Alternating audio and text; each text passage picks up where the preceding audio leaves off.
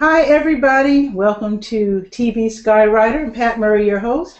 Why the funny name TV Skywriter? Well, that's because I publish a community newspaper here in Durham, North Carolina called the Durham Skywriter, which you can read, as you can see there, durhamskywriter.com. I also have a radio show called Radio Skywriter, but TV, and I should mention it's on WNCU, that's the local jazz station, NPR station here in Durham, one of the two NPR stations here in Durham. And I should say the TV Skywriter is sort of my attempt at interviewing people who deserve to be known, people who are creative, musicians, artists, writers, etc., etc., etc., etc. And today I've got an I shouldn't say old, but a friend that goes way back. In fact, our families go back 2, 3 generations. But anyway, Maggie Brown is here. And she is the daughter, if you're a huge jazz fan like I am, she's the daughter, one of the daughters of Oscar Brown Jr. Welcome, Maggie. Thank you, Pat. It's great to be on the Durham Skywriter TV show. Well, thank you. We haven't seen each other since what? Last time I was home in Chicago was, 2005 or something? Yeah, it's been a while. It's been a while. It's long, yeah. So, sunshine shining through your window there right now? Yeah, actually, this is the first show done, under daylight savings, whatever you call it. Right. So it's still light out right now, and I think I'm seeing sun behind you, right? Shining. Yeah, yeah. Well, also I have my lights on behind me as well, but also the sun is coming through the window here, like daylight. Yeah, I have my front door open, my window's open, so it's really cool. So Maggie, tell us what's happening. Look up and look at the camera and say hello to all of your viewers and say that, it's really great. Pat Murray, as she told you, we go back a long way. Even when she was in Chicago, I lived in her building for a while. Yeah. And our fathers were very tight as they came up, very close guys, close friends. And so and her and her sister and her family. Your grandparents were friends with my grandmother and great grandmother. So right, and our dads grew up together on the south side of Chicago. South side. Yeah. Oh yeah. So you are a musician as well. We all, I shouldn't assume, but if you're a jazz fan, you do know about Oscar Brown Jr. I just wanted to ask you how you're doing, Maggie, because you're an artist in your own right. Yay, I've been doing well, I keep fairly busy in Chicago. I like to do some more traveling in the near future. Cool. But doing some fun things, working with sometimes just on my own, maybe with a trio or in different situations. And then I have great opportunities to work with folks like Orbit Davis's, large ensemble or the. Now I didn't know that. Yeah, I've gotten to do some really wonderful hit with some great big bands actually. Is that through the Jazz Institute of Chicago? Well, they're affiliated, but when I speak of Orbit Davis, I'm speaking of the Chicago Jazz Philharmonic, and he can go up to like 55. I think one time he had 60 pieces, but 55-piece orchestra. Although the most recent thing I did with him had about 15-piece ensemble, and just wonderful. This piece called Gustavo to Obama. Folks could find that online because it was a production, a television production on PBS, public television, called again Gustavo to Obama, Chicago's Black Metropolis. And so Orbit Davis happened to score this documentary film. Wow. And that's just beautiful. And for this performance we did at this new facility on the campus of U of C, I was able to narrate sort of, or not really narrate, but interject poetry and a couple of songs. I got to write the lyrics to a couple of the songs that Orbit Davis had composed for this piece. So all of that was a great honor, and I was in such good hands, such good, beautiful experience. That just happened in March. We did it in February and in March.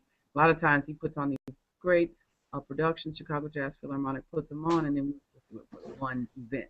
But on this occasion, we actually did the show twice, one day, and then 3 weeks later did it again. So that was even an extra treat, to revisit all this great music, Well, how can we see it if we're not in Chicago? Is it on YouTube or something?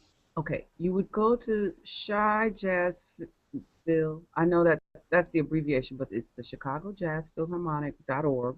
If you Google them, you will find their site. I'm pretty sure they've already put one clip up from that show. And then folks who maybe wanted to see the documentary itself. So what I was saying was I was a part of a live presentation where it was like as if you saw the score being played, as you watched the film. Wow. But to just see the film with its score included, that I would think it might be available on public television because that's where it first aired. I know a sister named Barbara Allen was one of the directors or producers on the film. So yeah, folks could definitely look that up. It's well worth doing. Okay, I'll have to check that out. And then you remember the name Tom Washington? Absolutely. You kidding? Yeah, I know, right. And being music, I don't remember that. So Tom Washington, he's the arranger and director of a big group called the Southside Big Band here. That really, I just found out that they just had their first gig sort of in this formation last year, and I got called at the last minute to come sing one song. Can I run over to the park near my house for the what was the African Festival of the Arts? Oh yeah, they still have that. Okay. Oh, absolutely. Yeah, so it was it's like the Labor Day weekend. So my friend called Miguel de la Serna. Remember him? He's a pianist. Absolutely, yeah. He worked with the Southside Big Band, and so he called and said, Maggie, they want to know if you can come over and maybe sing this song for the festival this afternoon. Last minute, but it's close, and I could. And I it was a song you already knew or a song of your choosing? Luckily, no, it was something that we all had in common already for their Dino rehearsal. And so what they asked for, they knew that I could do Don't Go to Strangers, that I could do that in the key there. They had it arranged in. But they also had this elder brother, I better call his name before the show is over. He sings the first part of Moody's Mood, and then I joined him with the female part of that. So we did that, and at first they thought that's all I was going to do, and, take the money and run. But then they said, well, you're here. Why not do one ballad we can do together? And so it was Don't Go to Strangers, and it went over very well. And so I guess we've all held that in our minds. And now I think I mentioned the High Chaparral.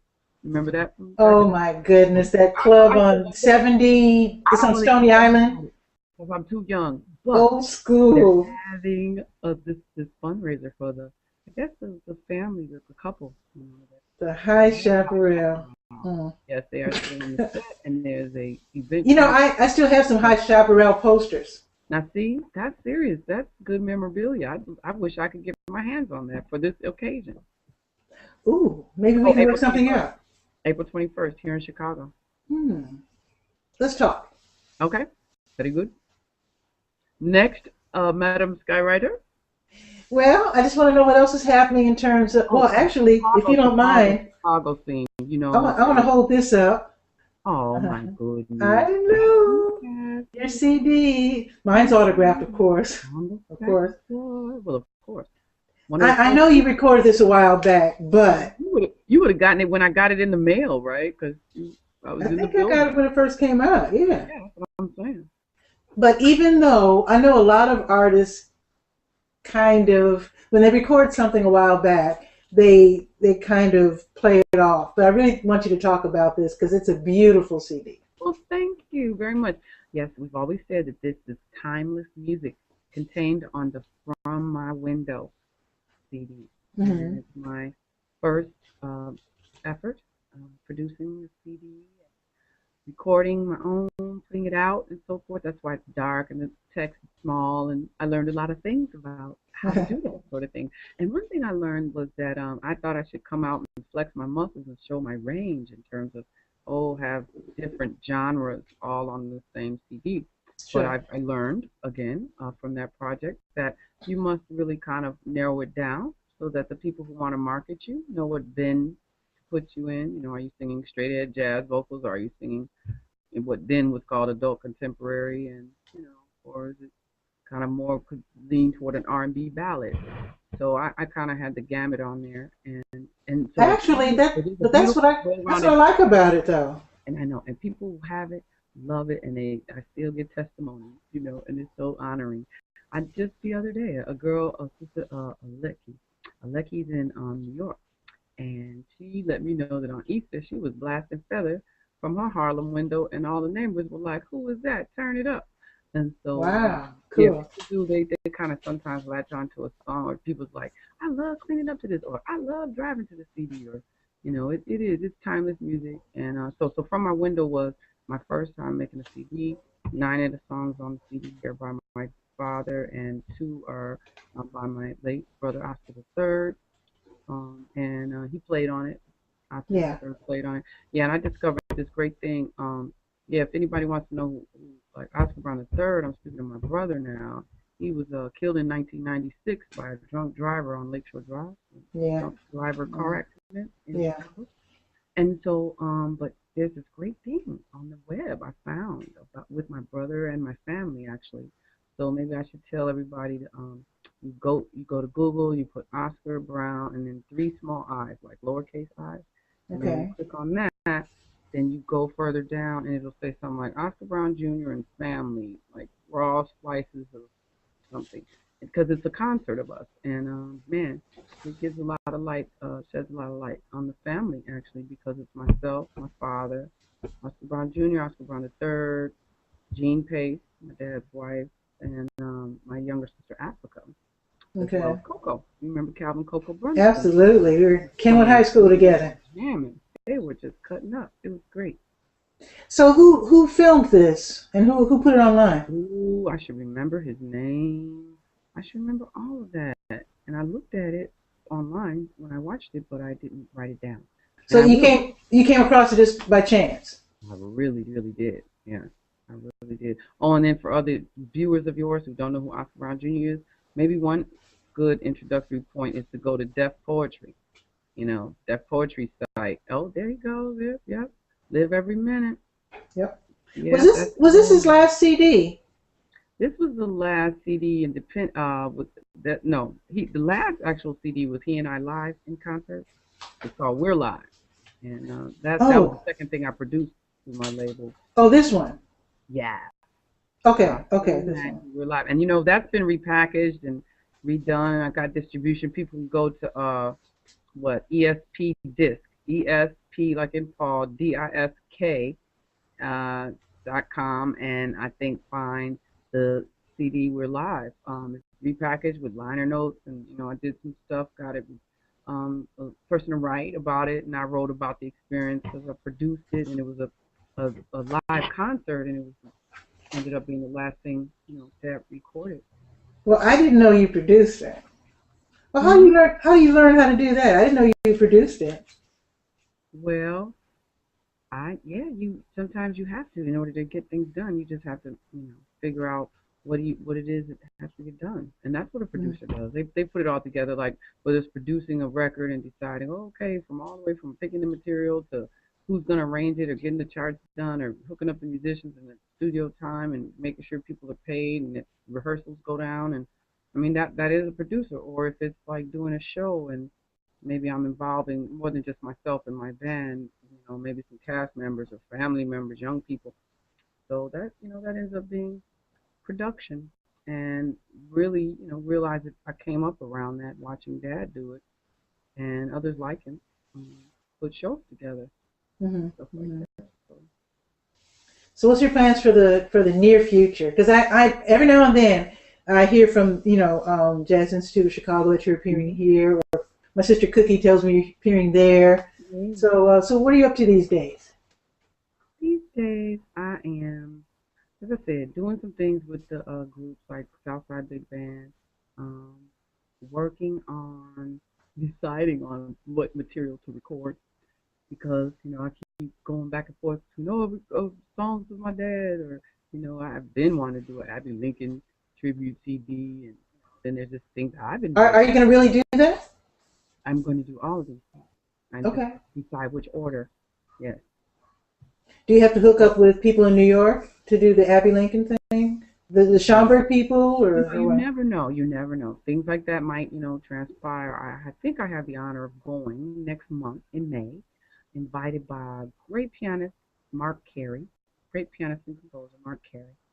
He has done a tribute CD to Abby, and Mark Carey was one of her, main cats as far as her trios and her groups that she would go around with through many years. And so they had a very, very special close relationship. And so Mark has done a tribute TV to her. And it was a blessing. He called and was like, all right, I'm going in the studio. I just want your blessing because I'm about to lay this down. And, I know I had the chance to see them work together in New York and even in Chicago. I had the chance to record with Mark and Abby in New York the time that I got to perform on the Holy Earth TV. So that's nice. My understanding is things are in the works for me to go to New York in May for a concert that I believe kicks off and has the album release, the CD release for Mark Carey's project. Beautiful. And I'm assuming they're going to videotape it. I mean, so the rest of us can see it. Video these days. Yeah. That's true. That's true. Now, will I get a copy? That is always the question. Oh, you have to get a copy. Put that in the contract. Yeah. You're right. Absolutely. I got to get one. So I'd like to know, now I just interviewed Layla Hathaway a couple weeks ago, and it was very cool, it was very fun. Have you posted it? Actually, you can see it you can listen to it on iTunes. It was on my radio show. It aired a couple weeks ago. So if you go to iTunes, you can type out Durham Skywriter or WNCU, and you'll I'm sorry, not Durham Skywriter, Radio Skywriter. And then you can find it on iTunes, and you can download it for free. It's no big deal. Yeah. But the cool thing is, I did get a chance to interview her, and I was wondering, knowing you, what it's like when people hear your name to not talk about you initially, but instead to kind of leap over you and talk about your dad. She didn't seem to mind, but I'm wondering, I'm guessing that for a while she did mind. I'm just wondering what it's like to be the child of someone who's already famous and accomplished, and people want to talk, especially people who are older and knew them first. Right. Yeah. I could definitely never blame folks who are of the older generation if they identified with Dad more. And actually, no, I usually find it, I find it complimentary. I don't mind that. I mean, I am sort of following in the footsteps, and so I realize that comes along with it. Now, see, someone of Layla's stature, she might feel like Layla is just so Layla on her own that, That's true. You don't have to mention. Whereas for me, it might still be opening a door or something, or keeping a window open. So, however, yeah, people always tell me all the time, you stand on your own right and your child. Hey, it doesn't matter. I love singing, and I came from this musical family with all this great material to work from, and that has inspired me. And if people want to make reference to what I come from and where that ultimately comes from in me, I have my nerve, I wrote a lyric recently that says, it says something about my lyric. It says, it says something about when it's time for me to come before you. It says, for each compliment I'm paid, I have to pay respect, to the ones who came before me, basically, is what it's saying. That, any compliment I'm paid, I can tell you this. I must acknowledge them, meaning my ancestors, or it will be a crime. So, yeah, I got you on that. That's really nice. I suppose Natalie Cole goes through the same thing when she meets someone who's our parents' generation who talk about Nat King Cole. Like, oh my God! Should nobody have to mention that just because they don't. Natalie is just so there. So all of that. I don't know if you remember. Well, you do remember her career in the '70s when she first came out as an R&B singer. But do you remember when all these people, mostly older people, were insisting that she do her dad's music? And it took her until the 90s, because even I knew that she wasn't really I don't want to say old enough, but mature enough to handle her dad's music, even though it wasn't heavy, but it was of a certain generation. When she finally got around to doing his music in, was it the 90s or the 80s? Those beautiful albums that she did. I'd say 90s. I'd say really early 90s, yeah. Yeah. And to me, that was the right time because she was ready. I'm sorry. You're saying, yeah, when did she finally bust out and like do the duet with her dad and all that Yeah, stuff? Oh yeah, that's exactly right. It was not time until it was time. because I Yeah, can't imagine her being able to do that in the 70s. She was just too young. yeah, It I was just agree. too. And Now, in people do your that. People do that. Push you to say, oh, you need to just do your father stuff. You just need to do that. yeah. Now, as far as your creative output for future CDs and whatnot, do you still have music that your dad hasn't done yet, or are you going to kind of deal with that later? And do you have a lot of work that you're doing yourself that you want to bring forth? I actually do. Um, Having had some opportunities to do some teaching and working with young people, it's inspired me to write some sort of contemporary. A lot of times to inspire them or to get their attention anyway, I would use tracks, hip hop type tracks that my cousin had put together, and then put some things together for the children to sing and learn, and use it as a teaching tool, but also as inspiration, for them trying to say some positive, put some positive things on their mind, and showing that when it comes to rapping, we can rap about some things that can be more uplifting. Definitely, So there are those definitely. things that I do want to bring forward, but because they're for children, they'd be best performed probably by children. And so Oh, I look okay, to okay, maybe make a recording with maybe young people performing these things that I've written. okay. Of course, I try to get my own children to do it, but and Hmm. they would, but no one's knocking me down to get into the studio around here. I So got you. but yeah, I put them in performances and make them do stuff anyway. And Where are you teaching? I was at St. Thomas the Apostle School, Oh, and yeah. so I was there regularly up until about almost a year ago. Hmm. Since then, I've just been doing artist in residencies and different things, workshops, some here in Chicago and some in the Quad Cities area down near Oh, Iowa, oh, okay. Iowa and Illinois, where they meet down by Rock Island and stuff. And they've been treating me like family down there, calling me back to do different things with the Mississippi Valley Blues Society. Hmm. Yeah. Hmm. Tell us about your legacy show. I got to see it, I think, twice, and I really enjoyed it. And I know Yeah. you're still doing that, right? Yes. Oh, for quite a while now. Tell us about The it. legacy is generally I usually perform at one woman style, a one woman show whereby I'm teaching, demonstrating, and narrating the history and evolution of African American music, um, showing from its African roots and the field hollers and work songs of the slaves all the way up to present day rap and hip hop. And so it gives this great history and talks about how jazz was born ultimately, and that things that have come since jazz were certainly influenced by it, and it was influenced by everything that came before it, all the way Mm. down to its African roots.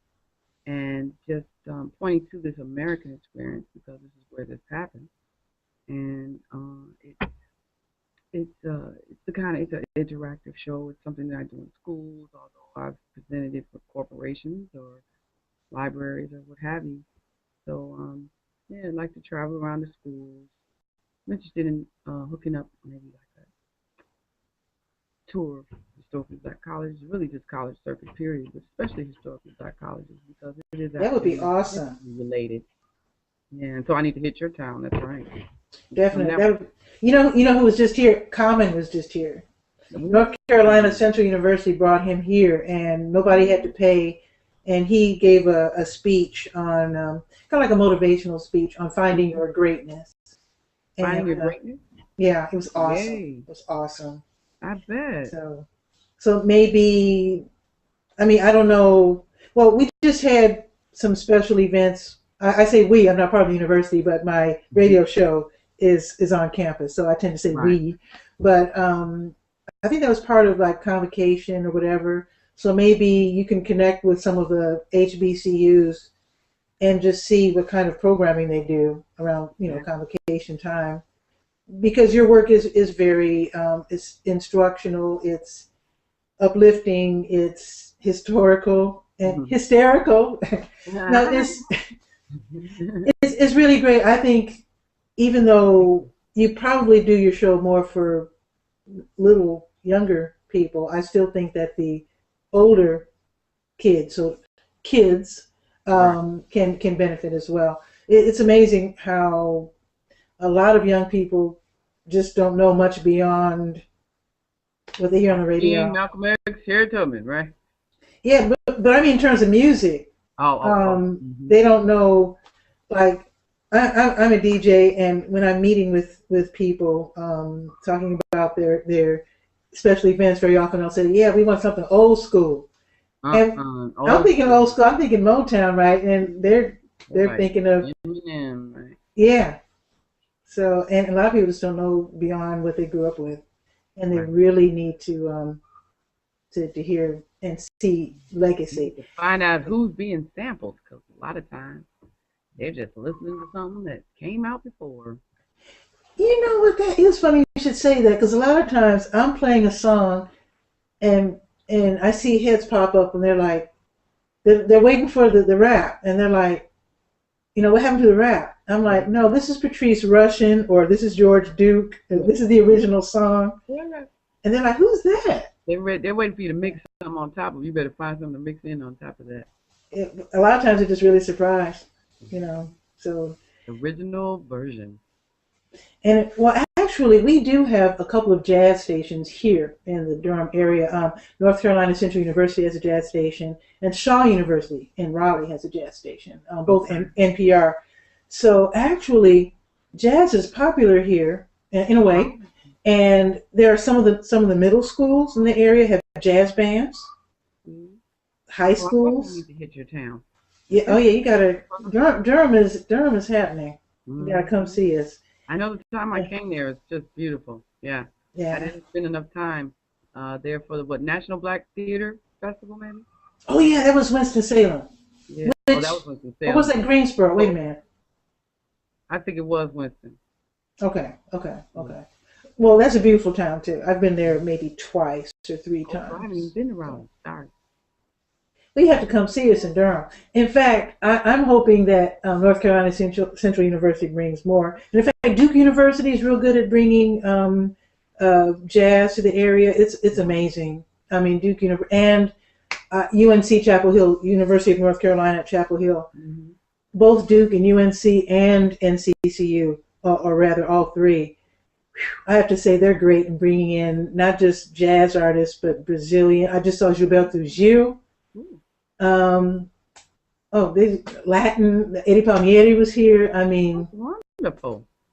this is the place. This is the Okay. place to be. All right. And you need to come see us, I'll Maggie. see. We see you didn't come back this way. Okay. But you got anything else to say, or you want me to hold up any more CDs before we go? Kind of, you know. Oh Like wait, I ooh, say, let me show this one. Tell us Oh, about this no, one look of at your that. dad. Yeah. This one is, Maybe to introduce myself. this is two CDs in one. This Exactly. is That's the Oscar one Brown Jr. tells it compilation. like it is, Yeah, they and Oscar Brown Jr. in a new mood. right. And then I have this one. I held this one up before. Live every Yeah. minute. When I first got it, I thought it was live every minute. Mhm. Well, right, because we feel the same way, and it's funny because the other CD, so that's Live Every Minute, and the other one is We're Live, but I it's spelled the know. same way. I love American English. And then Hmm. this one, Oscar Brown Jr. Then and And now. now I know, yeah. And actually, he's got some old stuff and some new stuff like What you do cyberspace is the place. So he Oh, was he was riding up till until the very he end. knew it. He knew it. And how about this one, Sin and Soul? And he'd be Oscar so Brown proud of Jr. you, Pat. Dad will be so proud of you as far as, you've always been on top of the latest technology and what's available and how to make use of it all. Well, you got to. And He'd have been on the show too. what's cool about the new technology is that you can do so much stuff for free nowadays. Like this Google Oh my Plus. goodness, yeah. It's free. This is Oh true. wait, check this out, Maggie. Okay. Bam.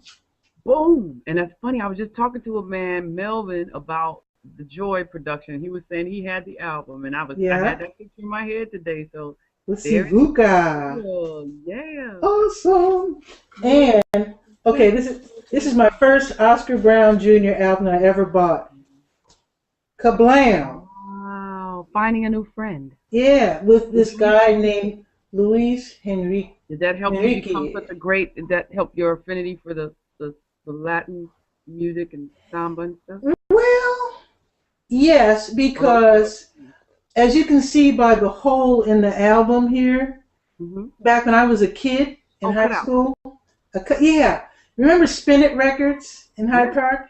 Yeah. Yeah, they had records like this. They would poke a hole in it, and then you could buy it for just a couple of dollars because it was a cutout. And also Montgomery Ward, they had albums so you could get them for 50 cents. So I would skip lunch because my folks weren't rich. You know, they gave us $1 a day when we were in high school. So 60 cents went toward transportation, of course, 30 cents each way. 40 cents was for lunch. I'd skip lunch and save up that 40 cents until I had money for an album. Wow. And then that's how I bought my music. That's how I learned how to play guitar. Young buck. Oh yeah, so I was buying your dad's music and Brazilian stuff, jazz and Latin. In high school? Oh yeah, that's the first time I ever had money. Well, actually, when we were real little, though, we used to collect bottles, and our neighbors would put bottles out, and you can get, I think, 2 cents for every bottle. That was our first entrepreneurial forays, but we weren't buying records back then because we were really little. In fact, we were buying Twinkies and comic books. You could say what we were doing with that money. Well, but in high school, I realized that music really bit me. The music bug bit me, so I realized that. And to that, you would say, buy records. I guess we might be going to wrap it up, but I was going to say to that end, I'll sing a little bit of the song that you and Oscar Brown Jr. wrote together. Okay. Even though your audience won't hear the music, they'll just have to imagine. Oh, can you play the guitar? Would that just be too much? That would be strange. The guitar. Well, see, then there'd be a delay, maybe. No. There'd be a delay, and also my guitar is acoustic. I don't think you'd hear it. Okay. I don't have my amp set up. But anyway, we can do it another time though. Okay. All right. So this is A Sweet Thing, right? Yeah. A sweet thing is made by honeybees. A sweet thing comes out of maple trees, and a sweet thing shows up in sugar cane. There is a sweet ring too in every sweet refrain. A sweet thing is the fragrance of a rose. It's an aromatic trigger we get paid through the nose. A sweet thing is a smile an infant shows, and the closer you cuddle it, the sweeter it grows into a sweet thing. As sweet as you to me, our meeting, romantic destiny, thus completing what nature loves to see, and that's when the sweet thing starts between a she and he. Yes. Yeah. I actually wrote that song way back when I was at Talladega College, and it was originally called High Pockets. High what now? High Pockets, because when my parents went to Talladega College, there was an elderly couple. I don't know if they were elderly then, but anyway, they had the little chicken shack. Every HBCU, there's always some neighboring chicken shack somewhere near campus that the kids would congregate toward. And so they called the man High Pockets. And my Uncle John said that High Pockets back in the olden days meant a person who had long legs.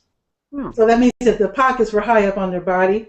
So they called them High Pockets. And so by the time I got to Talladega, they were still there, Mr. and Mrs. High Pockets. Oh my goodness. And Mr. High Pockets died my freshman year, and I kind of named the song after him. After he died, I volunteered to help Mrs. High Pockets in her restaurant just because, I don't know, I just wanted to help. And so I named the song after him. Now the funny thing is, I played the song for your dad. He liked it, and he wrote the lyrics. And of course, the name changed to a sweet thing because he wrote lyrics for it. And oh, here's the funny story. Okay, so I wanted your dad, Mm-hmm. and for those tuning in late, her dad is Oscar Brown Jr. Okay, Mm-hmm. so I wanted to know if the music I was writing, whether it was worthy, whether it was any good. Right, right. And so he kind of chuckled when I asked him that because I brought him a couple of cassettes. Mm-hmm. And I said, "What's so funny?" And he said, "Isn't that funny?" He said, when he was a young man and he was writing music, the person that he asked whether his music was worthy was my mom. Because she was a music major at Talladega College, Wow. and she was a music teacher, and he respected her opinion. Mm-hmm. Mm-hmm. And I was like, isn't that interesting? That's something. Yeah. Yeah. Wow. So with that, Maggie, Thank you. thanks for coming on the show. Now, I want you to come on again. Yeah, I'll be glad to. And maybe you and Coco. Maybe we'll be more structured. We'll have some real specific stuff to be talking about. And yes, I can try to work on Calvin Coco Bunsen. Maybe look him up. He's got a computer, laptop these days. He might be able to come on the Durham Skywriter himself. That'll be cool because if you can, do some music and like a and you said you spoke mini concert. You said you spoke to Cecile Savage. Right. Cecile called. She's a bass player, a jazz bass player, folks. If you don't know about her, I'm sure it's wonderful. She was providing some French lyrics for me so I could learn these songs in French, a couple songs. And man, she sounds so beautiful. Just trying to illustrate the songs for me in a real simply, very little instrumentation. But wow, I know the CD is the bomb. So. Can't wait to hear it. In fact, Coco's on her album, I think. I would think. Yeah, and I don't know who else. She said 3 different recording sessions, 3 different sets of musicians. Well, good for her. Then that's a nice variety. So she said she's throwing it in the mailbox tomorrow, and I should be getting it. And then you'll have her on? Oh, yeah. Okay, Maggie, let's sign off. Oh, tell everyone what your website is. I suppose you want them to know more about what you do. Sure, my name, www.maggiebrown.com, MAGGIEBROWN, like the color.com, and find some things on me on YouTube. There's another Maggie Brown who sings, but I'm the one who looks like this. And go to the one. Well, there's all kinds of stuff. So thank you so very much. Absolutely, Maggie. All right. Okay, folks, we'll sign off now. You have a great week, and I have no idea who I'm going to have on next week because this is just a casual show. We do it for fun. We love sharing information and entertainment and whatnot. So, ciao for now. Thank you. What'd you say? Okay, Maggie, see you later. Okay, folks, see you later. Now, if you would like to be a guest on TV Skywriter, all you have to do is send email to Durham Skywriter. That's Durham, DURHAM. Skywriter, SKYWRITER @gmail.com. I'm interested in talking with writers, musicians, authors, entrepreneurs, just creative, interesting people. So hit me up. Hope to have you on the show soon. See you next Sunday. Ciao.